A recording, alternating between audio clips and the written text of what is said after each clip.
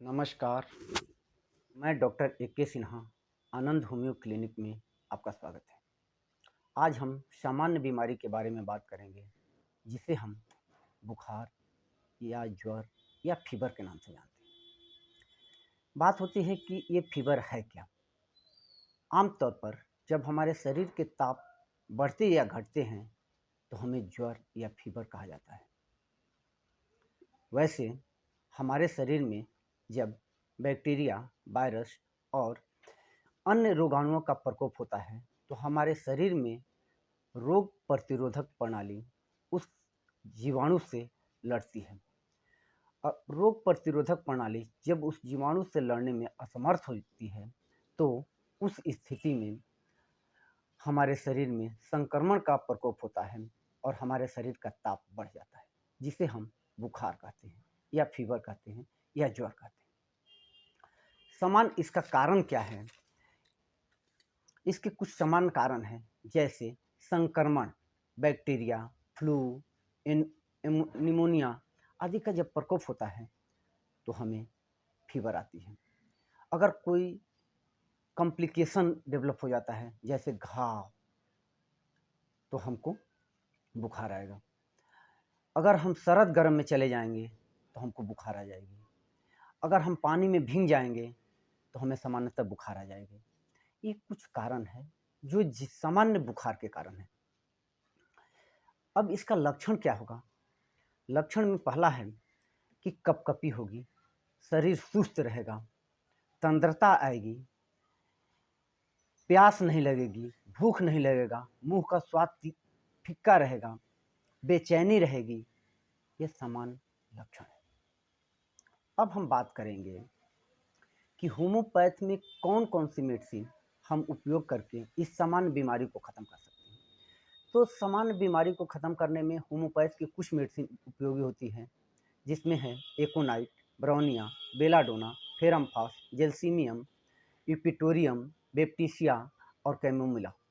ये कुछ सामान्य मेडिसिन है जिसका उपयोग हम करके जनरली फीवर को ख़त्म कर लेते हैं। अब बात करेंगे खासकर ठंडी और सूखी हवा लग जाने के कारण, नाड़ी की गति तेज हो जाने के कारण, अगर नाड़ी की गति तेज हो जाती है, सूखी और ठंडी हवा लग जाती है, प्यास होती है, बेचैनी होती है और मृत्यु का भय होता है, हम उसमें एकोनाइट देते हैं।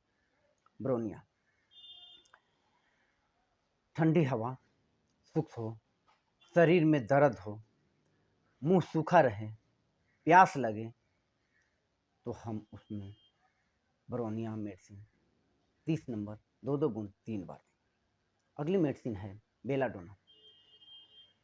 चेहरा एकदम तमतमाया हो, सर्दी लग के आँख लाल हो, चेहरा एकदम लाल तमतमाया हुआ रहे, तो हम उस स्थिति में बेलाडोना 30 नंबर 2-2 बूंद 3 बार देंगे। अगली मेडिसिन है कैमोमिला।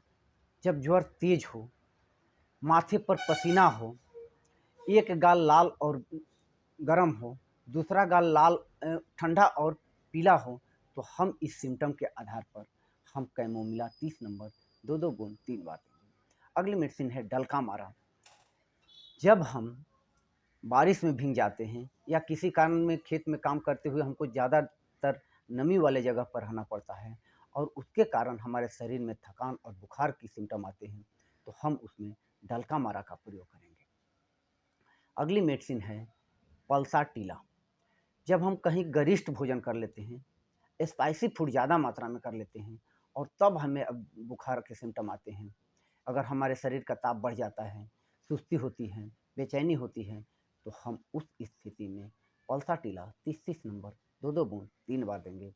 पल्साटीला हमारी बुखार जड़ से ठीक हो जाएगी। दोस्तों, मैं आज आपको सामान्य ज्वर की एक कॉम्बिनेशन बताऊंगा जो बहुत ज़्यादा कारगर है।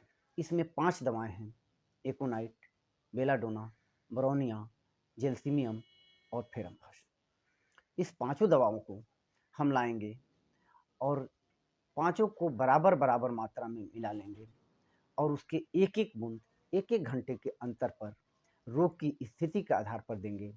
हमारी बुखार 2-4 घंटे में उतर जाएगी और 1-2 दिन लेने के बाद जड़ से ख़त्म हो जाएगी। ये वीडियो आपकी जानकारी के लिए है। अगर ज़्यादा तकलीफ़ हो तो आप किसी योग्य फिजिशियन से मिलें। धन्यवाद।